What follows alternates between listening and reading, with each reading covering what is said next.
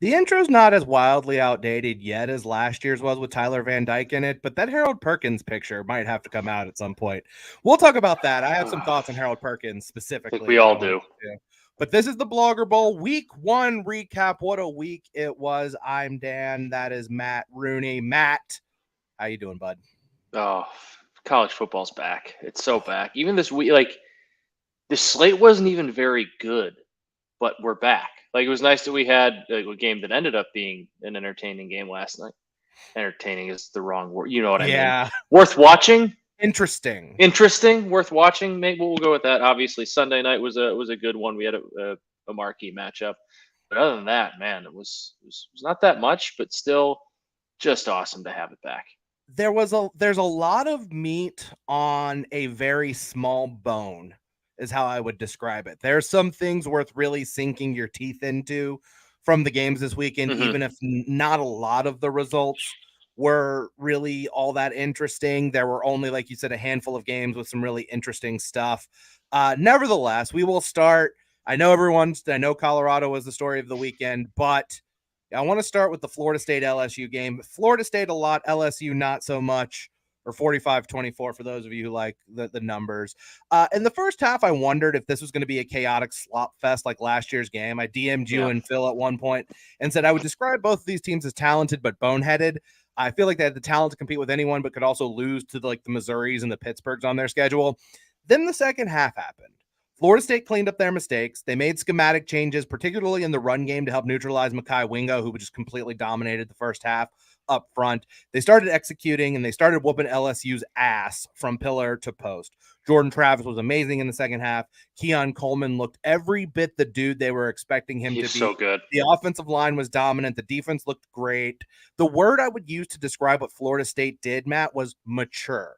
The first Yeah, half was jittery. There was adrenaline. The chili was running a little bit hot. But as soon as they calmed down, this was not a contest.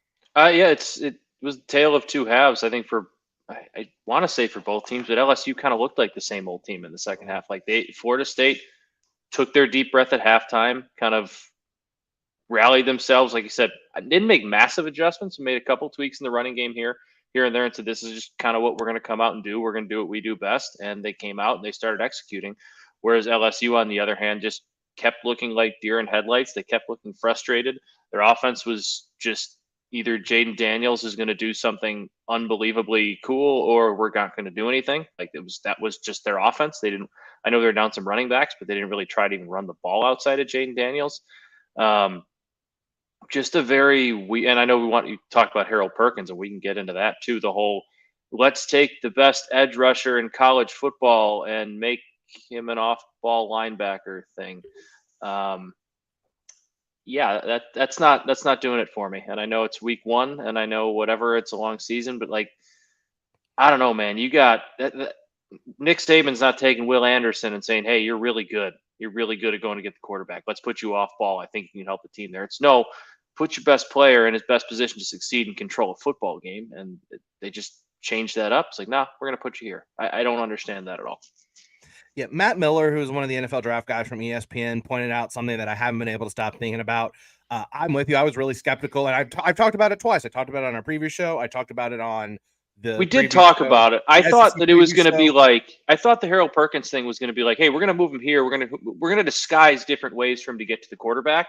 No, they just played him at linebacker. Yeah, Like, but what I said is I wondered if they were doing too much, and I wondered if they were yeah, overthinking things. In the macro sense, though, it makes absolutely no sense. Perkins had a career high 28 snaps in coverage while only rushing the passer 7 times against Florida best State. pass rusher in football. In the era of the transfer portal, you've taken the former number 5 recruit in the country and moved him from a position that the NFL pays a lot of money, a pass rusher, to a position that the NFL doesn't pay a lot of money, inside linebacker. It becomes the easiest sell to any coach who will tamper with Perkins, Yeah, and there undoubtedly will be some to say, hey, come play for us. We'll let you rush the passer and make your money. It didn't make them a better team on the field playing him at inside linebacker, and the decision to do it in retrospect just from a program building standpoint seems so bizarre. he will lose if he doesn't make adjustments and doesn't kind of let Harold Perkins get back to being Harold Perkins. He will lose him. Yeah. I have no doubt in my mind, like you said, like the NFL point, it's absolutely spot on. That's something that he's going to be thinking about because next year is his junior year when he's eligible to go to the draft, and he will go to the draft. He's not coming back to not be an edge rusher. He's not coming back to lose money. He will go somewhere else. And Brian, like, that's a fireable offense in itself. LSU won't do it that quickly, but like they're overthinking. They're overthinking, but also at the same time not doing enough coaching, if that makes sense. It was. I don't know. Phil and I were joking about it in our group text. Like, I've seen the Brian Kelly coach teams lay an egg in a big spot on the road, but like that one felt even more different because there was like that LSU team came in with so much hype and so much talent and so much skill, and it was just seemed like a complete mismanagement of a roster. Yeah, it doesn't make a lot of sense. Final point on this for me, back to the Florida State side of things, and this will come up a little bit later when we talk about the game last night, which I'm going to save kind of for the end of the discussion. But Johnny Wilson did not have a great game the other night. Like, he dropped a bunch of passes, but Johnny Wilson's a really, really good player, and they still ended up with a nice line. It's like still like 7 receptions, 100 whatever yards. Exactly. And they're like, we still need to go out and get another guy. And you have Johnny Wilson, who's 6'7". You have Keon Coleman, who's 6'3". They have just nightmare matchup problems for everybody they're going to face this season, because you're going to want to put your biggest physical corner on Wilson, but then you have a 6'3" guy who is awesome. I think he had a 91% contested catch rate last year at Michigan State. I think I saw that stat floating around somewhere. In Keon Coleman, Alex Atkins, the offensive line coach, is a guy who's been getting a lot of hype this week or in the aftermath of that game. The offensive line, once they cleaned things up, they were awesome. And Jordan Travis was very, very good as well in that game. So they look like they're going to be monstrous. And Jason Kirk, who does Shutdown Fullcast and does a bunch of college football writing, put this out there. He said this is not even a hot take. He's absolutely right. Florida State should be ranked number 1 in the country this week. They're not going to be, but the inflexibility of the voters who will basically make preseason rankings based on absolutely nothing. Like, it's just like, here's what we expect, here's what we think, based on no empirical evidence of how good any of these teams are, and then just absolutely refuse to move teams around once we actually get evidence on this. Doesn't mean that Florida State's the best team in the country. It doesn't mean that Florida State is going to win a national championship or anything like that. But after week 1, they were the best team in the country. Right. The polls should be based upon what happens on the field, and Florida State had the best performance against the best opponent. Even if LSU doesn't appear to be that good, or at least not as good as people thought they could be, like, they're very clearly a very talented roster that they just have to figure out how to mold it a little bit better. But man, that was a complete and utter ass kicking, and kudos to Florida State for looking absolutely like a team that can make it to the college football playoff and do some damage if they play the way in the second half. They can't have first halves. They can't have those first halves again. But the thing is, with their schedule, like, you look how it lines up. We talked about in the ACC preview show, like, if they can get by this one, there's a clear path. And Miami at the end of the year now, towards the end of the year, they had a good week 1. Maybe that one's a little bit tougher than we thought. Who knows? But I mean, essentially, their season college football playoff hopes probably come down to that big matchup in a couple weeks at home against Duke. Look, that's best team on their schedule, right? I'll talk about when we get to Clemson. I'll talk about Clemson. Obviously, that game. Sorry, I couldn't resist that one. No, it's really funny. Like, you're spot on. Obviously, the Clemson thing. I'll say this before we talk about Clemson. Screw it. We're already on. Yeah, because I was writing something for Bleacher this morning, doing a college football, like, winners and losers of week 1, and my 2 first losers were LSU. I had Brian Kelly first because, 1, I'm a petty Notre Dame fan, but 2, I really thought a lot of LSU's issues stem from coaching. For Clemson and Dabo, I have both of them because I think their issues stem from Dabo, but I also think Dabo's issues and the continued, you'll get to this too, like the continued refusal to address said issues is actually killing the Clemson Tigers program. Like, LSU is going to be fine long term. They're still LSU. They're still going to recruit Louisiana. Brian Kelly, as much as I like to make fun of him, is a good college football coach. He's going to get you 10 wins a game, like 10 wins a year. Clemson refuses to adapt. They won't change their offense. They won't hit the transfer portal. Their recruiting is going downhill. Dabo Swinney's now on the verge of wasting his second consecutive. Was Cade a 5-star as well? I know DJ fringe 5-star, whatever. Elite, fine. Second straight 5-star quarterback. He's on the verge of wasting. He gets the hottest offensive coordinator in college football to come coach for him, And then I have this exact quote here that I wanted to use from his press conference. He said, well, it's the Clemson offense. We've always collaborated as a staff. We hired Garrett to come in here and coordinate the Clemson offense. So he brings in the hottest offensive coordinator hire in college football and then puts handcuffs on him. That's not going to get you very good assistants coming in here in the future. I think Clemson's, I mean, it's not really even a hot take anymore. A lot of people feel this way, but Clemson's on the verge of not irrelevancy, obviously, but they're not a top program anymore. Yeah, I mean, so the other quote that was floating around, he said, we're not going to run the air raid. We're going to run the dirt raid. They wanted to make sure that they can still run the ball, but they're not going to go to the full air raid offense that Garrett Riley was running at TCU. Duke 28, Clemson 7, by the way. Here's kind of the thing. So Clemson had 4.64 yards per dropback, a negative 0.21 EPA per dropback, a 24% success rate on passing downs, and zero explosive plays in the passing game.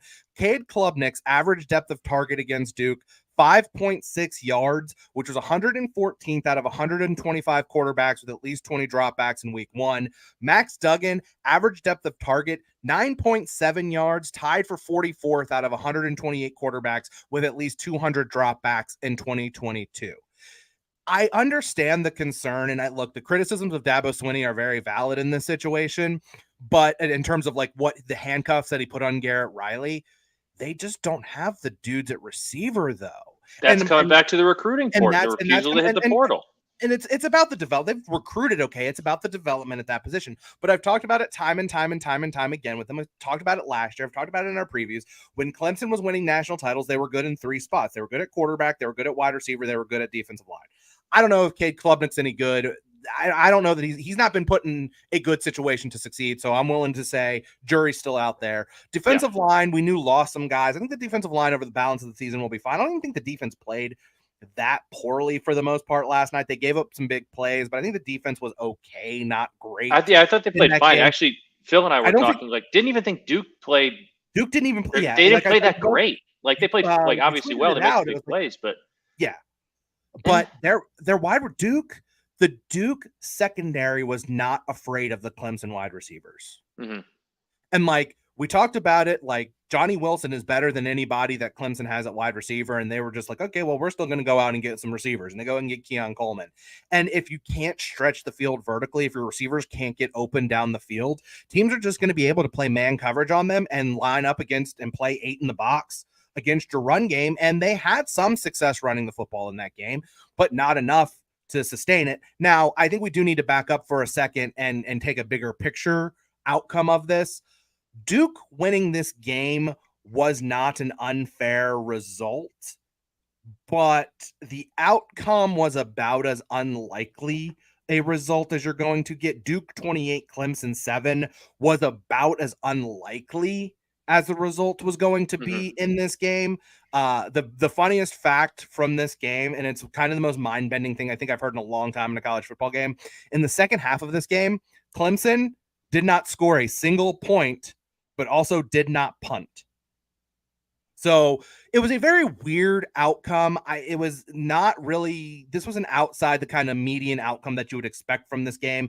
I still think if these teams play 10 times, Clemson probably wins 6 or 7 of them, but Duke winning this game was not like an anomaly. It wasn't a freak upset. It was not a freak occurrence. Duke winning this game was not a freak occurrence. Duke winning this game by 3 scores was a pretty outlier-ish result. Now, shout out to one of the guys in the Deep Dive DJ Discord, Brad, who bet no team to lead by 21 points or more in this game, losing that bet because Duke ended up winning 28-7. So, yeah, especially at the end, just right at the end there, got it to 28 too. But this is also Dabo Swinney gaming the system a little bit, because Dabo Swinney's always been playing the nobody believes in little old Clemson thing for a long time, and everyone's okay, that's bullshit. Now it's actually true, and when Florida State comes to Death Valley in a few weeks, but it was true last year too. Yeah, when well, I mean, they won the ACC last year. So but like that didn't. Yeah, I don't think they're going to win the ACC again this year. That doesn't at least seem to be the case. And while we're on I'm just going to scroll up in my notes. While we're on the ACC, we'll do the other big result from the ACC next this week, because I'll say let me back up for a second. Don't overreact to anything you see in week 1. Week 1 has weird results. You can be troubled by what Clemson did. You can be really impressed by what Florida State did. I think what Florida State did is going to be sustainable, but perhaps not. I think Clemson's better than what they should. Don't overreact to it, what you see in week 1. That said, North Carolina 31, South Carolina 17. We had kind of assumed that this was a 2-team league and could anybody push for the ACC title game. I think you have to be pretty intrigued by what North Carolina did in this game. Offensively, Drake May, it was like the perfect college game from Drake May. Made some incredible plays, made some dumb ones, tried to keep South Carolina in the game with a couple of bad picks. South Carolina had the onside kick to start the second half, turned that and one of those interceptions into 0 points. We've been very critical of the UNC defense, but they sacked Spencer Rattler 9 times. And it's probably an indicator more of how bad the South Carolina offensive line is, which good luck getting through the SEC with a bad offensive line. But if UNC's offense can be very good and they can create the havoc plays, getting after the quarterback and maybe forcing some turnovers, they're going to have a say as to who's going to be the second team in the ACC title game when it looks like Florida State is pretty much.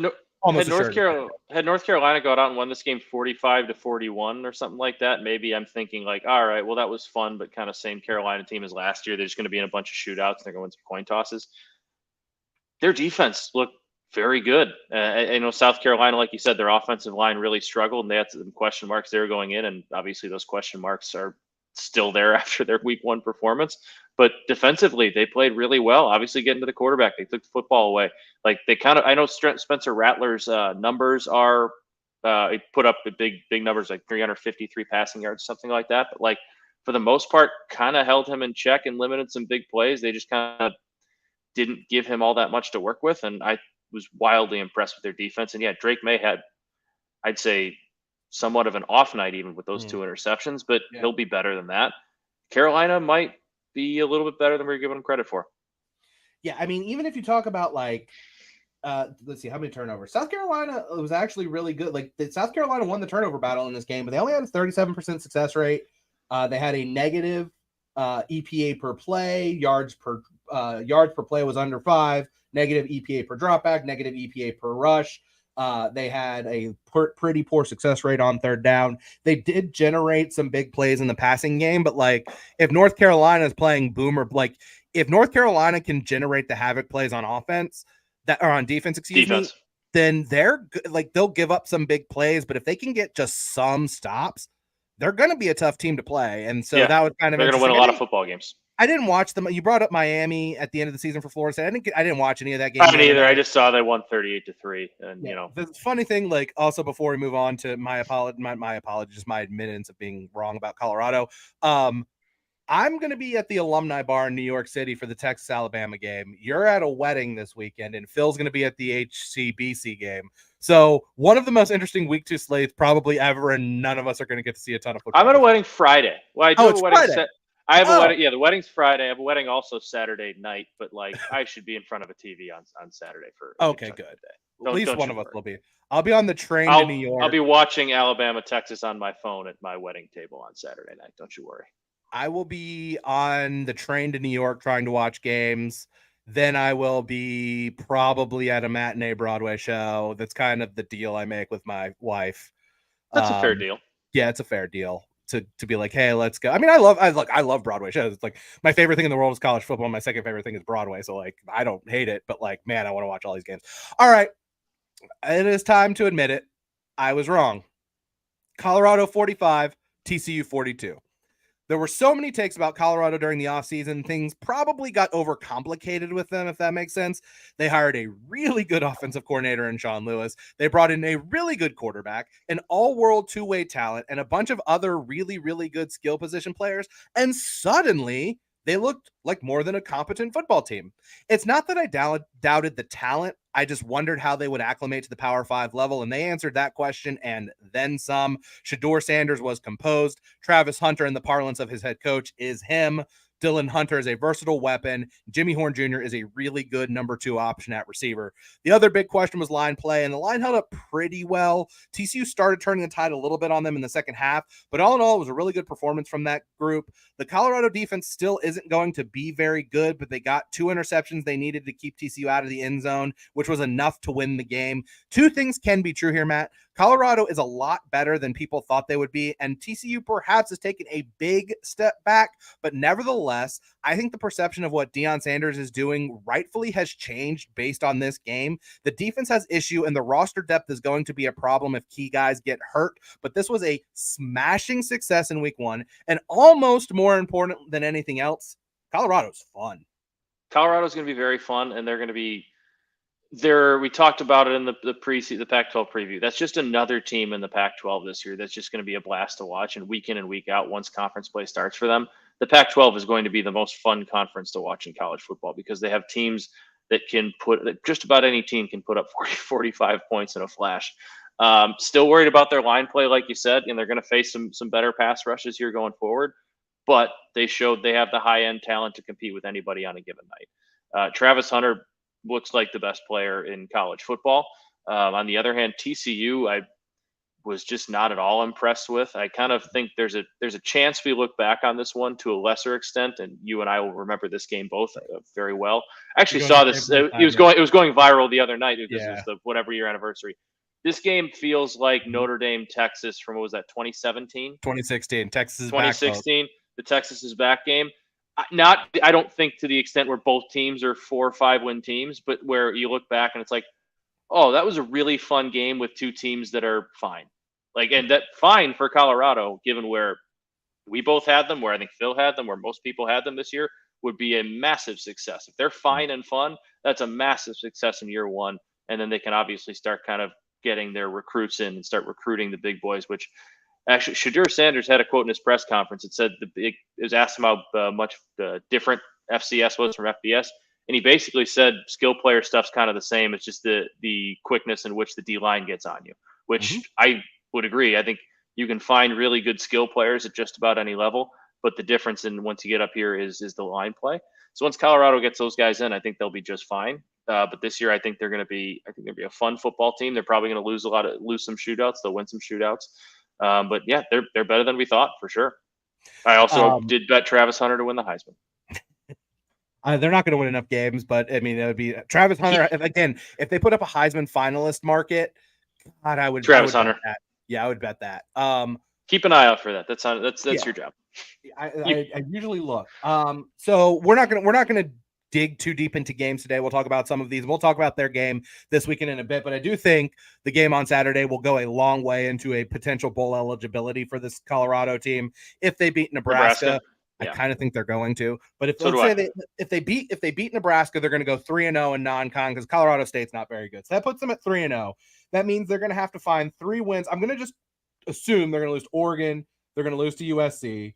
They're probably going to lose to UCLA, but UCLA is UCLA. I think Oregon State is pretty consistently good, and they're going to lose at Utah.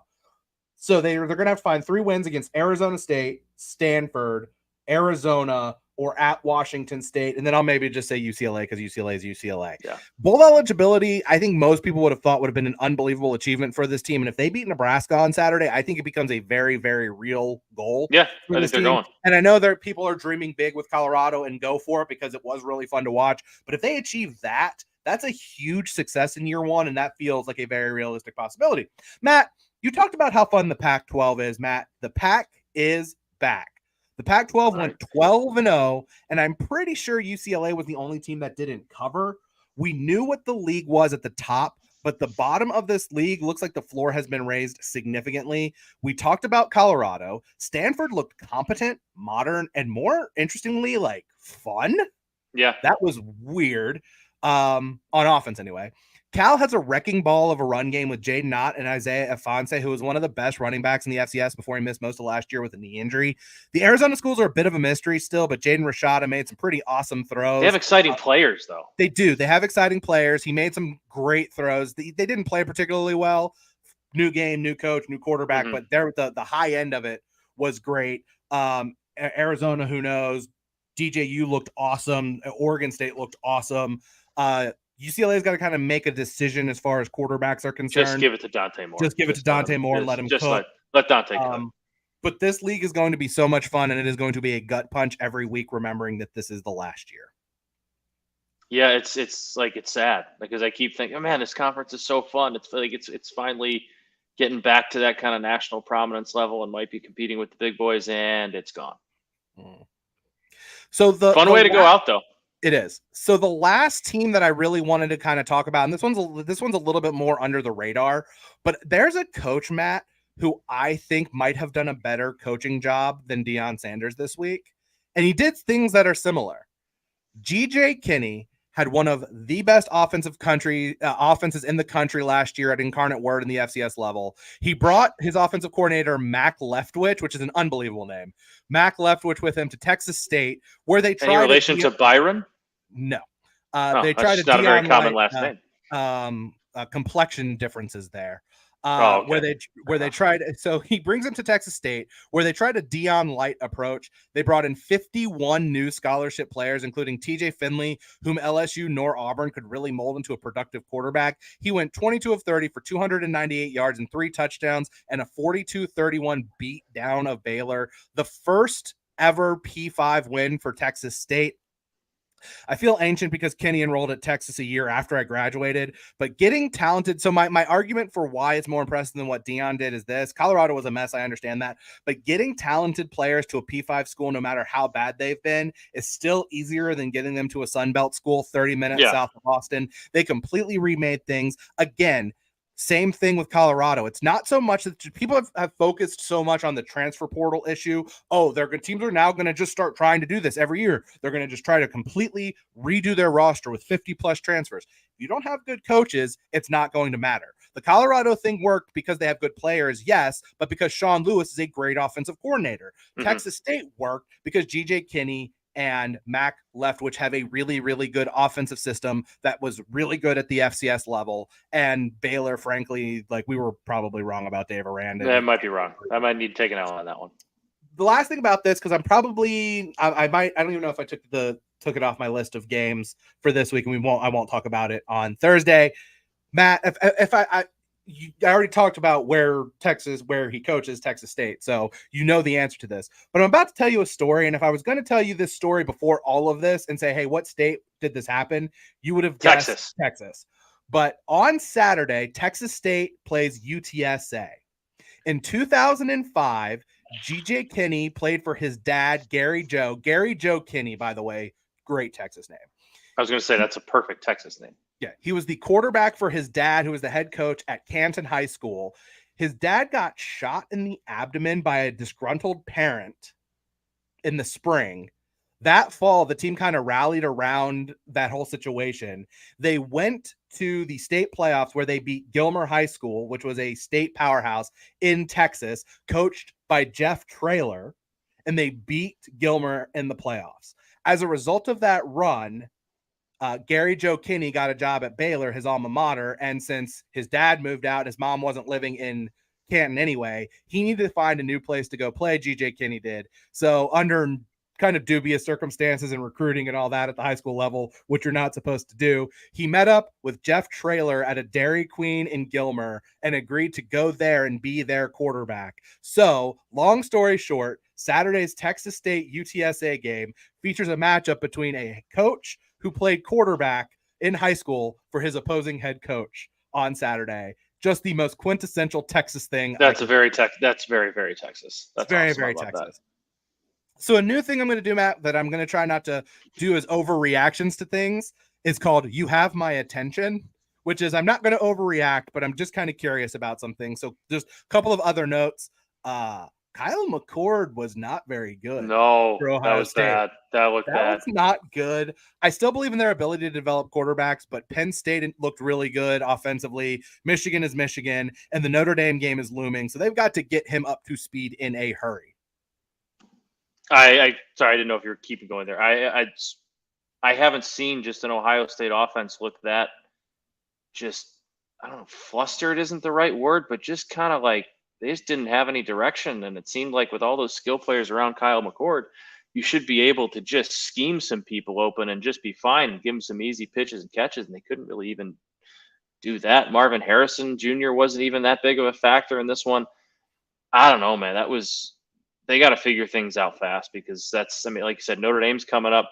Penn State game's going to be here before you know it. Like, they got to figure out some answers at quarterback because Kyle McCord did not look like it. Devin Brown wasn't that much more inspiring, and he wears number 33. You're not going to win with a quarterback wearing number 33. We all know that. So he's not the answer. They got to figure things out with Kyle McCord real fast. And then this one, I'm going to lump these next two notes together because a lot of people were big on to SMU to win the American Athletic Conference this year. ACC legend SMU. ACC powerhouse SMU. Tulane did beat a good South Alabama team by 20 points, but the defense is worth keeping an eye on. They got 5 sacks, they forced 5 turnovers, but South Alabama did whatever they wanted otherwise on offense in this game. They moved the ball a lot on them. Plus, I think Michael Pratt got banged up in that game. So Tulane's defense might not be very good, and their defense was actually pretty good last year. And then a sad meet, Matt.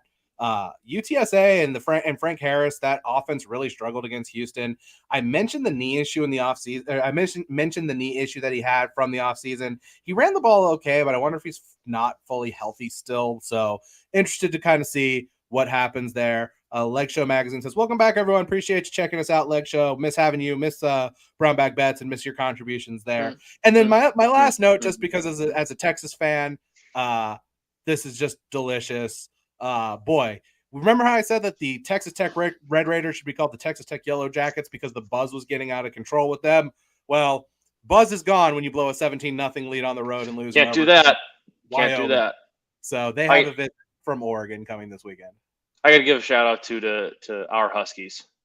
Tough start against Boise State, slow start, and then holy hell, Michael Penix just exploded.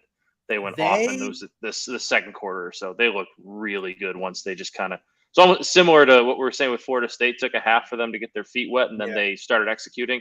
Took Washington about a quarter to get their feet wet, and oh boy, did they start executing. It's a Boise State team that going into that game, a lot of people thought that could be a tricky spot, tougher game than usual. Boise State was trending in the right direction this year.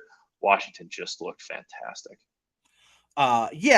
I brought it up last week on the preview show. Like, I'm never worried about what Michael Penix is going to be able to do, but the defense against the run game, they really struggled for a quarter and a half. Boise State was moving the ball really well, but about midway point from the second quarter onward, the Washington defense played really well, and that's always going to be the key for them. The offense is good enough to beat anybody, good enough to win the conference. The question is, can they get enough stops on defense? Can the defense play well enough when they play teams like USC, for example? And at least as the game progressed, they played much, much better as it went on the defensive side of the ball. So, again, cautiously optimistic about what we saw from them for sure. Offense is really good. So I sent out a tweet last night to you and Phil. I wrote down 25 games in week 2 that I'm interested in. I'm going to pull that up. I have narrowed it down to 18 just to give some lines as we look. We're not going to go deep on any of these now, and obviously we're not going to go deep on all of these games on Thursday because there's just far too many of them. But I just wrote these down. These are in chronological order of when these games are going to be played. Illinois visits Kansas. Jalen Daniels missed the season opener and a lot of camp with back tightness. He's expected to play. He's expected to start, but I'm always a little worried about a quarterback with a back issue. Or about anybody with a back issue. They're playing an Illinois team that got by the thinnest of margins. It was a tough game, but like Toledo's going to be a very good team in the MAC this year. Like that's not just like that's not your average. It's not Ball State rolling into Georgia next week. That's a pretty solid MAC team walking into a Big Ten, an Illinois team that's like we've talked a lot of overhaul on that roster. So that's one where Brett Bielema is in the locker room saying, "Hey man, it's hard to win college football games. We won a college football game." Yeah. Kansas is a 3-point favorite. The total 56.5 there. Notre Dame at NC State. Notre Dame is 7-point favorite. Total's 50.5. I think we'll save that one I think we'll do that one for Thursday. Yeah, that's probably the one. Utah at Baylor. Utah a 7-point favorite. 47.5 is the total. Not sure on the health. We'll do some digging tomorrow on the health of Utah. I think they had 8 players out for the Florida game, but Baylor was terrible, and Blake Shapen is out for 2 to 3 weeks with a knee injury. I want to take Utah so bad. I do want to take Utah so many points. Nebraska at Colorado. We'll dig deep into that one as well. Colorado a 2.5-point favorite. 58.5. The line movement there was insane. Nebraska. Was Nebraska 9.5 to now Colorado 2.5? And I kind of have Colorado at plus money FOMO. I'm not going to regret that I didn't bet that. Ole Miss at Tulane going down to New Orleans. They'll probably get a tougher test than they got against Mercer, where they scored 74 points, I think. Ole Miss, the Rebels, a 7.5-point favorite, 63.5 is the total there. A game that got dunked on a lot last year, but looks like it might be actually intriguing, as both Texas A&M and Miami look like they have some firepower. The Aggies 4.5-point favorites on the road, a 51.5-point total. Iowa State, El Assico, Iowa, 3.5-point favorite. The total. You're not excited about that game. 36.5. No, I hate that game. Oh God, it's fun. It's funny, stupid, and I'll if I can, I'll try to watch some of it.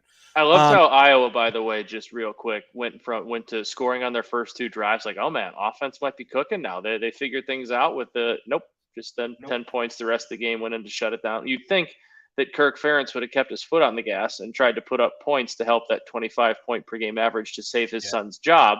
But nope, we got to win the football game. No, sir. App State at North Carolina, probably not going to be a good game, but last year's was really fun, so I put it on here. Carolina, an 18.5-point favorite, 60.5 is the total. SMU at Oklahoma. The Oklahoma offense looked very good, although Arkansas State was so bad. Butch Jones was basically crying on the sideline, had to be consoled by one of his players.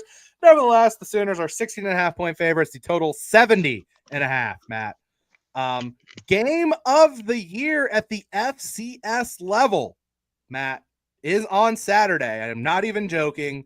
When we get number 3 Montana State against the defending national champion number 1 South Dakota State Jackrabbits. However, they're number 3 in the polls. These are the top 2 teams according to Bill Connolly's SP Plus for the FCS. No lines out for this. There won't be out until either Friday or Saturday. But per SP Plus, South Dakota State should be a 3.5-point favorite with a total of 64. The big game, which I'm not going to get into now and waste anybody's time on it, is Texas at Alabama. Alabama, a 7-point favorite, the total 55.5. I will say I did bet the under in this game when it came out at 56.5. So looks like I'm trending towards some closing line value there. A game that kind of lost some of its shine with what happened in Laramie this weekend, but Oregon at Texas Tech. Oregon, a 6.5-point favorite. The total is 66.5. Most of these this is basically, I just realized I'm interested in all of the Pac-12 games. So there's that. That's going to happen a lot this year. Yeah. But here's the thing. So we have 1, 2, 3, 4, 5, 6, 7, 8, 9 Pac-12 games on my list against Power 5 opposition this week. So Wisconsin at Washington State, which is the next one on your list here, is a lot more intriguing to me than it was a week ago. For sure. Wisconsin's a 6.5-point favorite there, total 55.5. Arizona, they head to Stark Vegas to play Mississippi State. Mississippi State, a 10.5-point favorite, the total 59.5. No, sorry, San Diego State is not a Power 5 team. My apologies. But UCLA visits San Diego State. UCLA, a 13.5-point favorite, the total 49.5. Stanford at USC. This line jumped out to me immediately because it opened 31.5 and it's now down to 30.5 and the total 68.5. But and again, this is why it's tough. You can't really jump to conclusions, but if the Stanford offense is as competent as it looked the other night, should USC be a 30-point favorite against a team? No, I think I'll take the points with Stanford. Yeah, man, that's kind of where I'm leaning as well. Auburn visits Cal, which is a bizarre road game. That's kind of weird that Auburn agreed to go to Cal. That's not what I would have seen coming, but all right. Auburn's a 6.5-point favorite with 54.5 is the total. And I'm kind of wondering if Auburn should be that big of a favorite on the road, a cross-country trip against a team that can run the ball well. I don't know. And then a game between 2 teams that nobody has any goddamn clue about. Oklahoma State at Arizona State. Oklahoma State, a 3.5-point favorite. The total, 53.5. Since you have the list in front of you, what were the other games? Because I don't remember what. Vanderbilt at Wake, Purdue at Virginia Tech, Holy Cross at Boston College. Shout out Phil. James Madison at Virginia, Cincinnati at Pittsburgh, UCF at Boise State. Yeah, UCF Boise State's kind of interesting too after what we saw from both of those teams this weekend. Another one that's interesting and probably the wrong way. Did you see that at least as of opening, Northwestern was a dog to UTEP? I mean, against anybody? I don't know if they should be a dog to UTEP, but man. Are they at UTEP? Do they go to UTEP? Probably. So you got to go from Evanston down to El Paso, and you got to go play at the foot of Handjob Hill. It's always tough. I don't know, man. Well, it's I funny got Rutgers at -5.5 right before kickoff too the other day. It was fantastic. Yeah, that was a no doubter. Yeah, it's funny because like sometimes I was out and about on Sunday, so I didn't get to tweet this out. I watched like the first half of the game. It was funny because it was like sometimes a team plays in week 1 and you're thoroughly surprised about how that like a team you expect to be bad and you're like, oh hey, they were not that bad. Colorado's the extreme example, but like even like Stanford, it was like, ooh, Stanford looked really good. Okay, they look fun. Like, okay, they look fun. They look fine. And you're like, maybe, and then there's just sometimes a team you expect to be bad and you couldn't even fathom how bad they were, and that was Northwestern. That was bleak. And I felt bad. Bleak. You knew it was going to be bleak, and it was bleak. And there is that. My Dan's history lesson of the week is going to be surrounding Holy Cross Boston College, which is why that one made the list. Also, like, I do think that game is interesting because I do think that if Boston College loses, they're going to fire Jeff Hafley and just hire Bob Chesney. So just don't let him leave. Yeah. I mean, we talk about bad losses.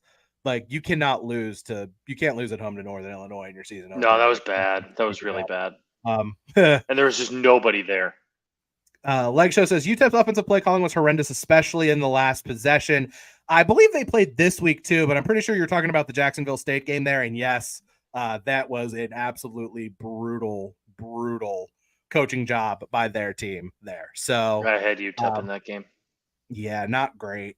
So like offhand, I'm probably going to take Utah, depending on where that number gets to. I'm intrigued by taking Stanford in the points and Cal at home taking those points.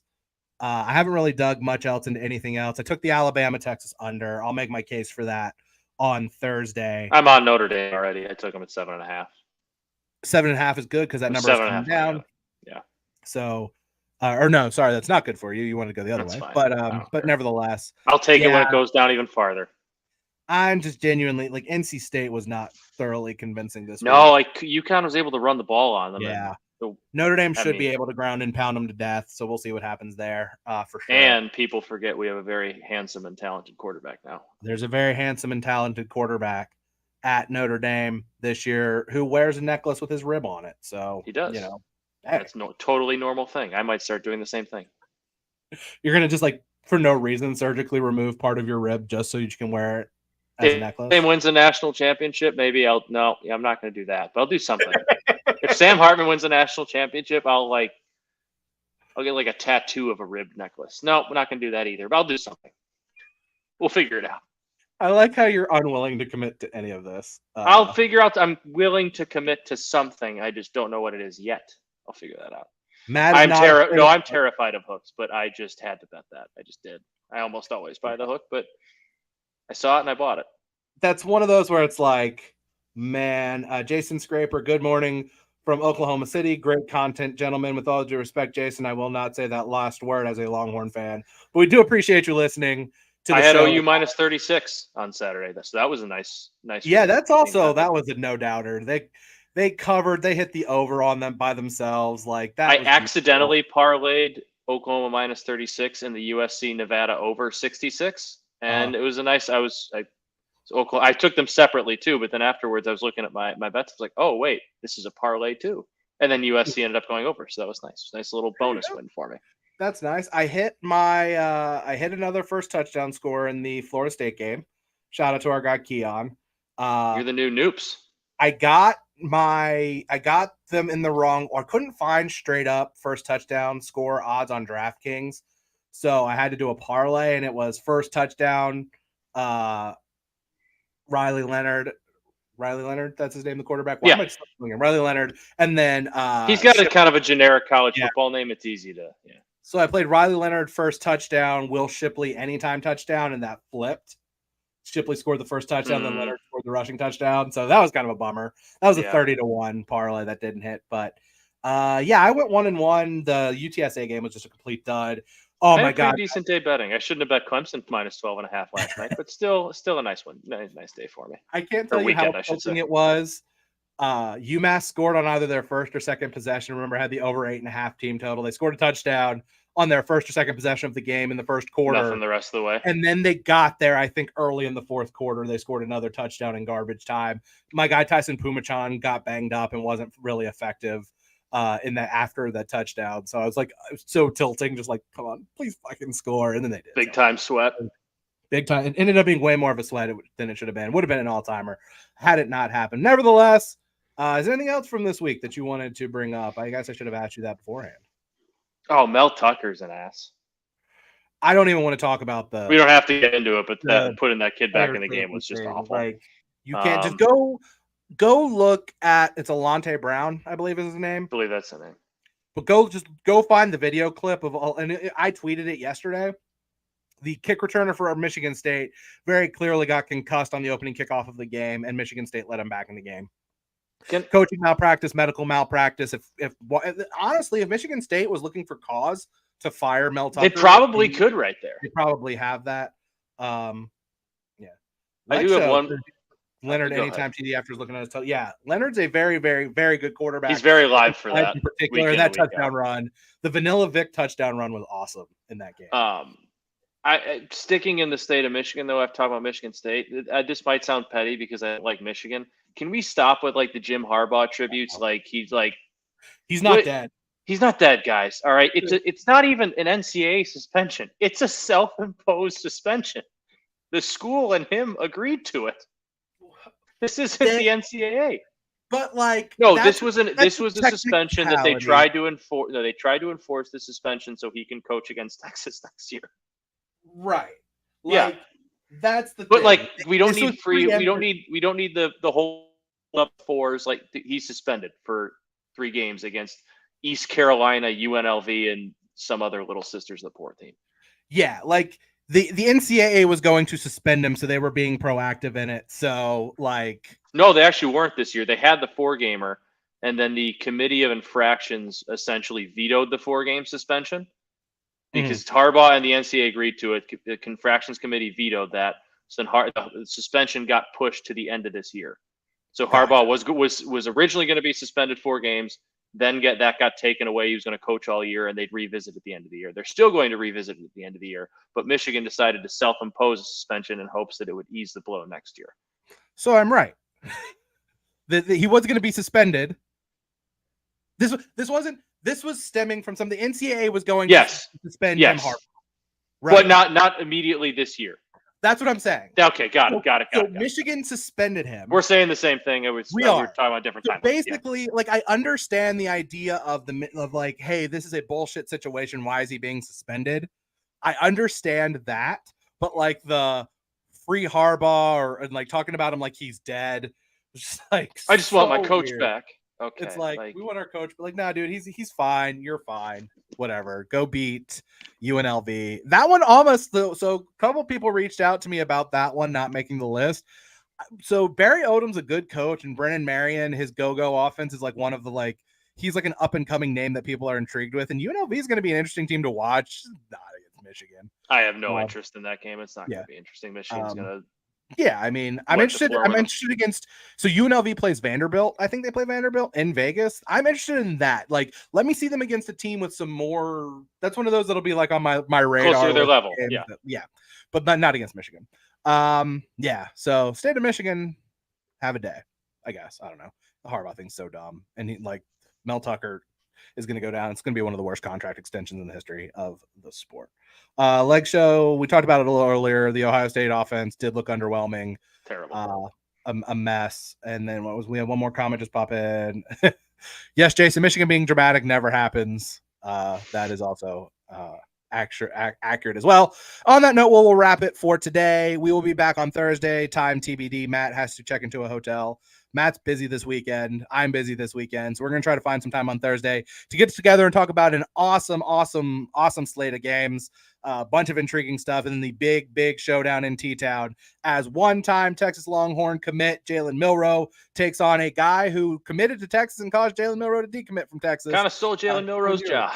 So took Jalen Milroe's job potentially later. Roundabout way to get Quinn Ewers to Texas, but it ended up happening. So we'll talk about all those games on Thursday. But for Matt, for Corporate Phil, who had to hang out at the actual day job today, I'm Dan. We will talk to you on Thursday.